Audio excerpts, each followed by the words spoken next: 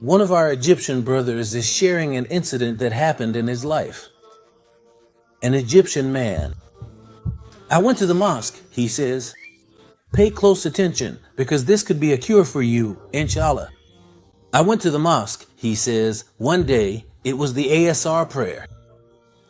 After the ASR prayer was finished, as usual, I sat down and leaned my back against one of the pillars and began to do dhikr, because there are morning and evening adhkar. I started doing my evening dhikr. By then, most of the people in the mosque had already left. A boy, about 9 or 10 years old, rushed into the mosque, his face full of fear. Pay close attention, his face showed fear. He looked around and said, "Where's the sheikh? Where's the sheikh? Where's the teacher? Is the sheikh here?" He was so afraid, even his voice was trembling as he asked, "Has the sheikh come?" There was a quiver in his voice. Then someone asked, "Which sheikh?" "The one who teaches and protects the children here." "Has the sheikh who teaches the Quran to us, to the children, not come yet?" "No, he hasn't come." "Come here, sit beside me." "Then sit next to me." "He'll come. Teacher, have a seat." I said that, had him lie down next to me, and on my phone, so this must have happened just recently. I took my phone and started doing my dhikr. I started my recitation. Then that boy opened the Quran in front of him and left. He flipped through one side, then the other. Excitement. There was excitement on his face, and along with the excitement, there was fear. Then I said, "Hey, little one, how much have you memorized?" He was asking about the Quran, but the boy wasn't answering his question. So, with the Quran in his hand, he was saying, "Uncle," he said, "can you have me recite today's lesson 3 or 4 times, or keep having me recite until my tongue gets it? Can you help me with memorizing today's lesson, whether I've memorized it or not?" Look, instead of answering the questions, he was asking for help with his recitation. "Well, then," I said, "I had him memorize it," he says. "Why didn't you memorize it yourself? Why didn't you come having memorized it?" I asked. He replied, "My dad, too, is fed up with my poor memory, and every day I get scolded by my teachers because of my inability to memorize. Sometimes I even get beaten," he said. And I started teaching this boy. He said, I repeated 3 verses for 15 minutes. 15 minutes. I watched the clock for 15 minutes, and then I told the boy, "Now recite," but the boy couldn't say a single word. He said he was supposed to recite for 15 minutes. He repeated, but the boy just kept repeating without learning.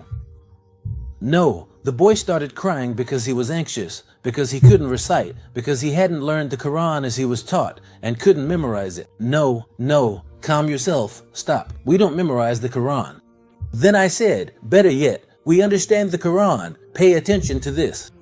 So I said, better yet, let's understand the Quran, and then I started telling him the meanings of the surah he was memorizing and began to spark his interest in the Quran. That is, I started making him interested in the Quran. He was reading, and when I asked about the meanings, he understood them. After all, he's an Arab boy. That's what I want to tell you. He understood the meanings, and as he grasped them, joy appeared on his face, and the boy whose face had been downcast suddenly lit up with happiness. He was filled with joy and delight. After he understood this, I started having him memorize it. First, he learned the meaning. He understood the Quran. We're saying he's an Arab boy, and when he was memorizing, he would repeat it. I repeated it 3 times, he said at that point. After he understood the meaning, on the 3rd try, he kept reciting, but there were still a few minor mistakes. If no, not it, he'd say, should I tell you meaning? Look at that.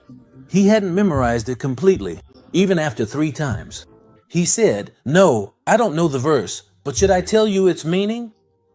No, don't tell me the interpretation remains. We go over it again. I explained it again and made him repeat it again. After that, 4 more times. After 7 times, that boy says, I finished memorizing today's lesson. Look at that. That boy had never done it like that in his life. He was so happy, so delighted, and the sheikh came. The children around started to cry. In Arab countries, especially in Egypt, after that century or after the morning prayer, depending on their own time, each person is assigned a sheikh from the mosque or congregation. They become followers of that Sheikh al-Qurra.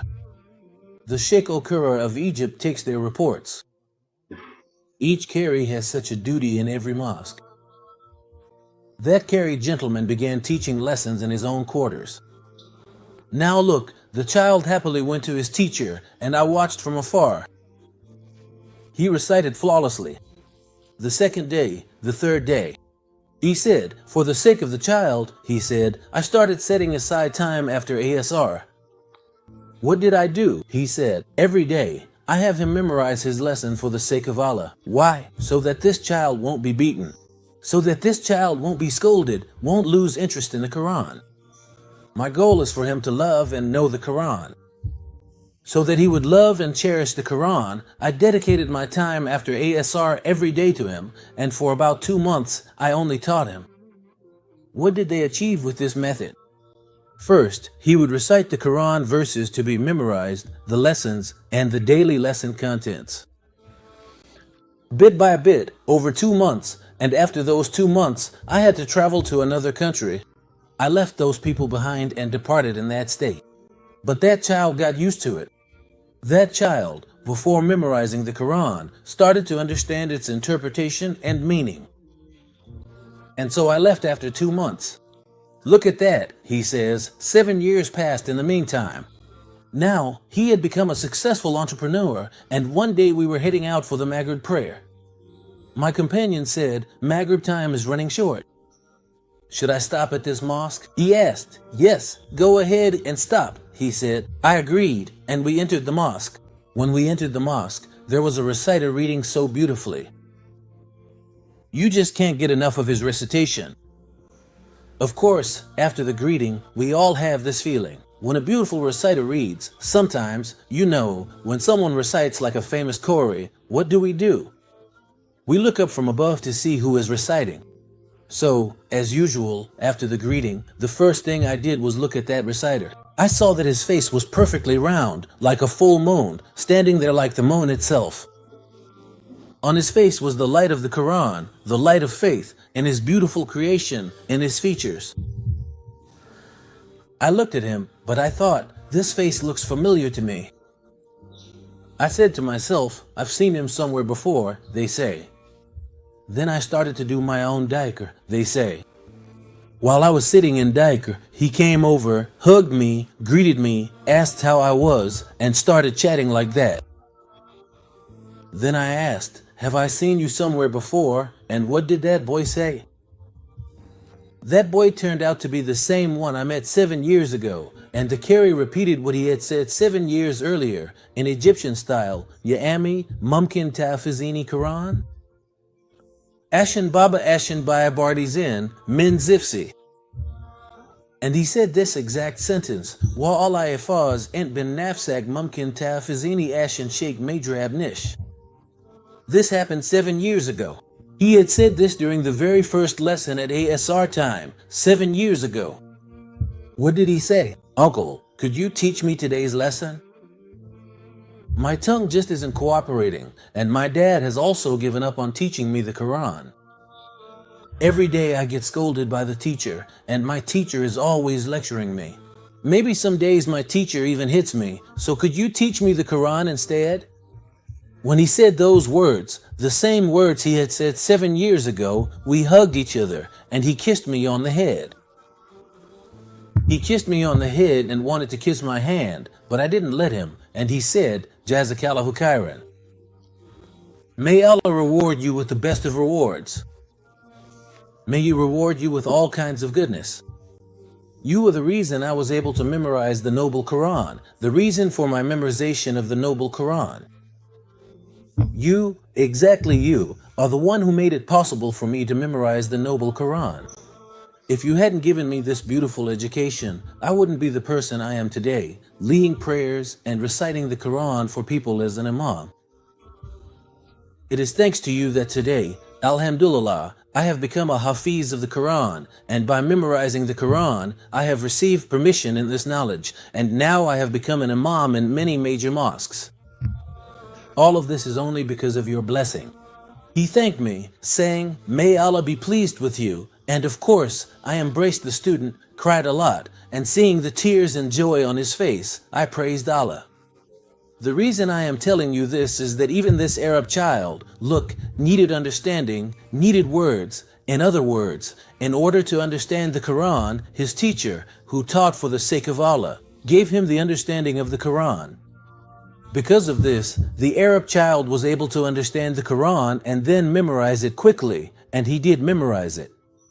And after 7 years, look, even though he was only 9 or 10 years old, now at 17 or 18, Allah, the Exalted, is rewarding him for his own efforts, his hard work, and his dedication by allowing him to lead prayers. "O my servant, it is because you taught the Quran to this child, because you made him love the Quran. Today, thanks to you, he has become an Imam through the Quran. This is truly a great reward that Allah the Almighty has granted for your teaching." Just look, even that Arab child who couldn't memorize the Quran, how did he end up memorizing it? When he memorized it with understanding, with comprehension, he went from being unable to memorize to being able to do so, and became one of the proficient reciters of the Quran.